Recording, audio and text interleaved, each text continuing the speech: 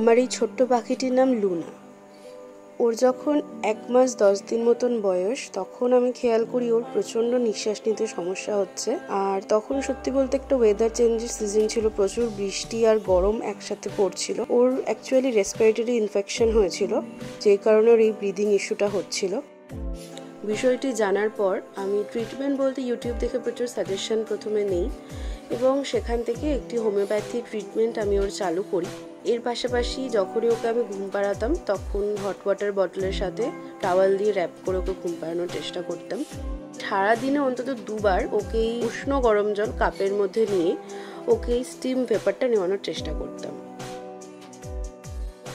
তোমরা বিশ্বাস করবে কিনা জানি না, কিন্তু ওর কষ্ট দেখে আমার রীতিমতন চোখে জল চলে আসতো। আর ওকে আমি 24 ঘন্টা আমার কাছে রাখতাম, একদম আমার সাথে রাত্রিবেলায় নিয়ে ঘুমানো থেকে শুরু করে A to Z all time. এবং 3 সপ্তাহ বাদে ও প্রথম এই মশারির ভেতর আমি ঘুম থেকে উঠে দেখছি ও ফ্লাই করছে। আর সব থেকে ভালো লাগে যখন এইভাবে ডাকলে ও আমাকে চিনতে পেরে আমার কাছে উড়ে চলে আসবে। আমি কিন্তু ওকে কোনো দিনও কোনো রকম ট্রেনিং করাইনি, কোনো রকম হ্যান্ড টেম ট্রেনিং, ফ্লাই ট্রেনিং কিচ্ছু করাইনি।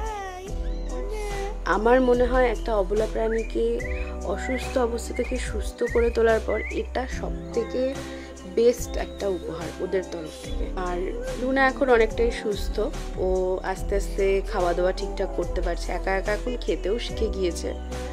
আর সত্যি বলতে ওর ওজনটা একটু কম, যেহেতু ওর এতটা শরীর খারাপ হয়েছিল।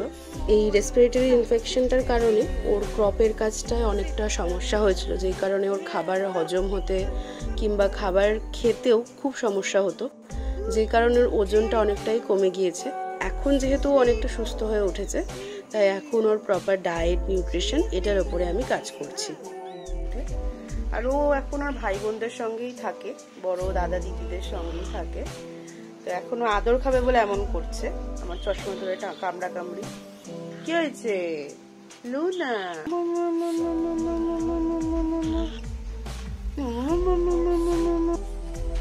লুনা এখন কতটা অ্যাক্টিভ তোমরা দেখো। সো এই ছিল আমার লুনার গল্প। তোমাদের ওর রিকভারি জার্নিটা কেমন লাগলো অবশ্যই জানাও।